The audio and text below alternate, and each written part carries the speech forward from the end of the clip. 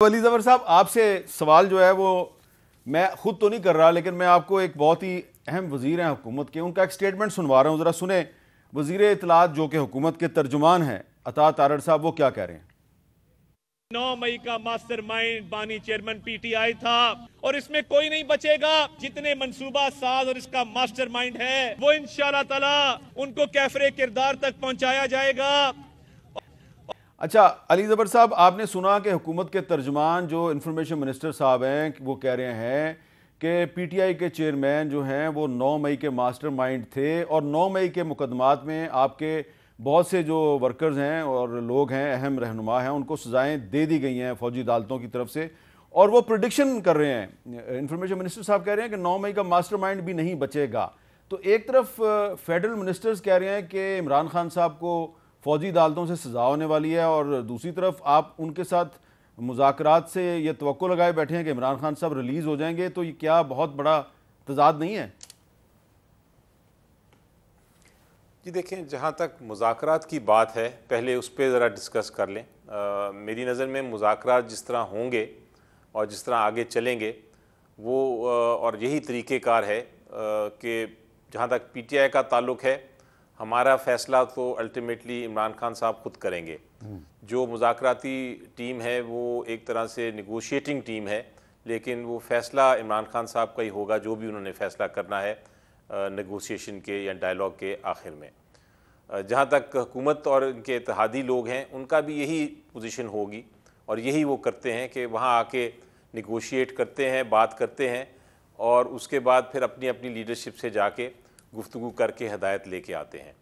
हुकूमती साइड पे एक और भी बहुत इम्पॉर्टेंट और अहम स्टेक होल्डर है, वो इस्टेब्लिशमेंट। यकीनी तौर पे जब तक उनकी आमादगी नहीं होगी, जब तक वो राज़ी नहीं होंगे किसी पॉइंट पे, तो कोई मुझे किसी को एक्सपेक्ट नहीं करना चाहिए कि ये डायलॉग जो है वो कामयाब होगा। लेकिन इन सारे चीज़ों के बावजूद डायलॉग शुरू होता है और डायलॉग चलता है। डायलॉग के साथ साथ ये भी एक हकीकत है कि दोनों साइड जो होती हैं डायलॉग वाली, वो अपना अपना प्रेशर भी रखती हैं। तारड़ साहब की जो स्टेटमेंट है वो एक तरह से स्टेटमेंट बिल्कुल गलत भी है और वो एक प्रेशर टैक्टिक भी है। ये एक तरह से थ्रेट है कि जनाब आप जो है अपने मुतालबात जो हैं वो कमज़ोर रखें, क्योंकि आपके ऊपर ये एक थ्रेट भी है, आपके ख़िलाफ़ ये मुकदमा का फ़ैसला भी हो सकता है। ये गलत बात इसलिए है कि एक मिनिस्टर से ये जब तासुर आता है तो लगता ये है जिस तरह वो कंट्रोल कर रहे हैं फ़ैसले, और वो फिर फ़ैसले आज़ादाना फ़ैसले नहीं, वो रूल ऑफ लॉ के मुताबिक फ़ैसले नहीं हैं। ये एक तरह से अदालत पे भी एक तमाचा है, उनकी रेपुटेशन पे अदालत की, कि आपको देखें हम कंट्रोल कर रहे हैं, फ़ैसला हम जानते हैं कि क्या होगा, जो हम कहेंगे होगा। तो इसलिए ये गलत बात भी है, लेकिन एक थ्रेट के तौर पे इस्तेमाल होती है। इसी तरह जहाँ तक पीटीआई का ताल्लुक़ है, बड़ा वाज़े आपको बता दूँ कि जो हम एक पोजीशन ऑफ स्ट्रेंथ, यानी हम एक ताकत की पोजीशन से, एक जीतते हुए लोगों की पोजीशन से हम ये डायलॉग कर रहे हैं, क्योंकि सबसे बड़ी जीत उसकी होती है जिसके साथ लोग हों। और चूँकि लोग जो हैं, कौम जो है वो पीटीआई के साथ है, तो मेरा ख्याल है कि हमारी जीत है और हम एक बड़ापन दिखा रहे हैं ये मुज़ाकरात करके कि लोग हमारे साथ हैं, लेकिन उसके बावजूद हम ताकत के साथ या जिनके पास इस वक्त इख्तियार है उनसे बात करने के लिए तैयार हैं, डायलॉग करने के लिए तैयार हैं।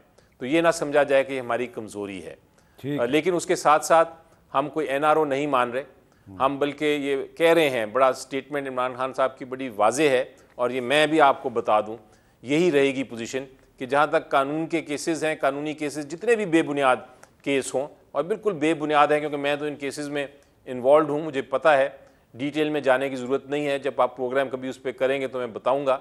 लेकिन वो इतने बेबुनियाद केसेस हैं कि हम वो कानूनी जंग ज़रूर लड़ेंगे और वो एंड तक लड़ते रहेंगे, और हम अदालतों से ही फ़ैसले लेंगे। जिस तरह हमने तोशाखाना 1, तोशाखाना 2, और जिस तरह हमने वो फ़ैसला साइफ़र केस, और जिस तरह हमने निकाह वाले केस में ये फ़ैसले किए हैं, हमने उसी तरह हम अदालतों से फ़ैसले लेते रहेंगे। और तीसरी बात ये भी है, बड़ा वाज़े मैं आपको बता दूँ, कि जहाँ तक हमारी सियासी स्ट्रैटेजी है, जिस तरह ये हमें थ्रेट कर रहे हैं, जो आपने सुनाए भी थ्रेट्स, और भी थ्रेट्स उनकी तरफ से आ रहे हैं, मैं भी ये बता दूं आपको कि हमारी सियासी स्ट्रैटेजी मेरी नज़र में उसी तरह चलनी चाहिए जिस तरह की ये नेगोशिएशन नहीं हो रही, क्योंकि हम ये नहीं कर सकते कि एक तरह से स्टेटस को हो जाए कि सब कुछ बिल्कुल चुप हो जाए और डायलॉग चलता रहे, वो 2 महीने चले, 3 महीने चले। हमने अपनी लीगल बैटल भी लड़नी है, कानूनी जंग भी लड़नी है और उसके साथ साथ हमने अपनी सियासी जंग भी लड़नी है, लेकिन साथ उसके डायलॉग भी बहुत ज़रूरी है। और डायलॉग भी आपको ओपन माइंड से, यानी कि आपको सब कुछ देखते समझते हुए डायलॉग करना है। और इस डायलॉग में जिस तरह मैंने कहा कि सारे स्टेक होल्डर्स जब तक नहीं होंगे, जब तक इस डायलॉग में सारे स्टेक होल्डर्स की आमादगी नहीं होगी, तब तक वो डायलॉग शायद कामयाब भी ना हो।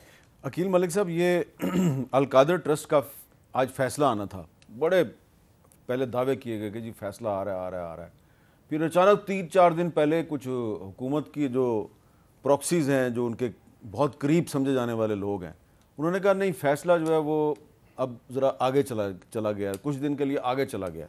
तो क्या इससे ये तासुर नहीं मिलता कि ये जिस अदालत ने आज फैसला देना था वो हुकूमत के इशारों पे चलती है? मीर साहब नहीं, बस ज़्यादा एहतराम मैं ये कहूँगा कि कतई ऐसी बात नहीं है। एक तो विंटर हॉलीडेज़ भी आ रही हैं, वो भी एक वजह है, लेकिन ये सबसे आई थिंक पैरामाउंट वजह जो है, बिकॉज ऑब्वियसली एक बड़ा detailed I am sure decision लिखना होगा, उनको तमाम तर चीज़ों को देखना होगा, जो भी एविडेंस प्रेजेंट किया है, जो भी एविडेंस डिस्कस हुआ है, जो भी दोनों साइडों से शहादतें आई हैं, फिर उन पर जरा हुई है, फिर तमाम तरी मामला। और अली ज़फ़र साहब तो ख़ुद वकील हैं, हमारे कई हाई कोर्ट में ऐसे केसेस अनाउंसमेंट फॉर जजमेंट या अनाउंसमेंट फॉर ऑर्डर केसेस लगे होते हैं, और फिर फैसला अगर नहीं इन टाइम लिखा जा सका तो फिर डेफिनेटली वो उसको आगे कर देते हैं। लेकिन इस फैसले के बारे में कतई कलामी की माफ़ी चाहता हूँ, किसी वकील ने प्रेडिक्शन नहीं की थी कि जी ये फैसला जो है ये आज, यानी कि आज जो दिन है 23 दिसंबर को नहीं सुनाया जाएगा। कुछ जो यूट्यूबर्स हैं उन्होंने दावे शुरू कर दिए और यूट्यूबर्स की बात सही साबित होगी। मैं समझता हूँ मफरूज़ों पे बात हो सकती है, लेकिन कतई ऐसी बात नहीं है। अब उसकी 6 तारीख तय है, 6 तारीख को वो फैसला आना है, और मैं समझता हूँ कि टाइम लगता है। ये पानामा या इकामा की तरह तो फैसले नहीं है कि कहीं और से लिखे हुए आ जाएँ। अब जज साहब ने बैठना है, देखना है, वो तमाम तर डिस्कशंस, तमाम तर एविडेंस जो उनके सामने होगा उसको असेस करके, एनालाइज करके जो फैसला लिखेंगे, वेदर फॉर और अगेंस्ट, सवाल ये पैदा होता है कि एक तरफ आप और आपके बहुत से साथी जो हैं कैबिनेट के, उनको यकीन है कि इस केस में, अल-कादर ट्रस्ट केस में इमरान खान को सजा होने वाली है। देखिए, फाइनेंशियल बेनिफिट अगर डिराइव किया है, वेदर डायरेक्टली और इनडायरेक्टली, वो यानी कि आप लोगों को यकीन है कि सजा होने वाली है।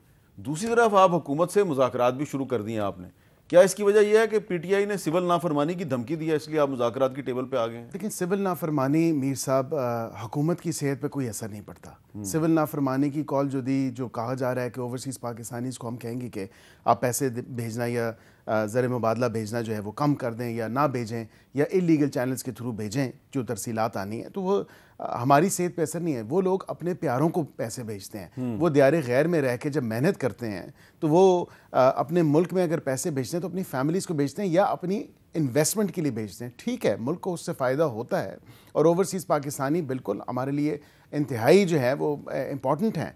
हमने कभी ये नहीं कहा, लेकिन ये बात कह देना कि मैं कहूँगा तो मेरी बात पे जो है लोग पैसे भेजना बंद कर देंगे या अपने ख़ानदान वालों को जो है वो पैसे नहीं भेजेंगे, ऐसा नहीं होता। और इस महीने ही, अगर मैं पिछले जो महीना गुजरा है, 29% इंक्रीज़ आई आपकी फॉरेन डायरेक्ट इन्वेस्टमेंट। अच्छा जी, तो ओवरसीज़ पाकिस्तानी जो हैं वो पीटीआई की बात नहीं सुनते, वो हुकूमत की बात सुनते हैं। नहीं, वो अपने आई थिंक एक इंडिपेंडेंट माइंड है उनका, और वो इंडिपेंडेंट माइंड अप्लाई करके उनको जो बेहतर लगेगा, जो उनका दिल करेगा, वो उस हवाले से चलेंगे। हुकूमत के कहने पे या बानी पीटीआई के कहने पे जो है कोई ऐसा अमल दरामद नहीं होता।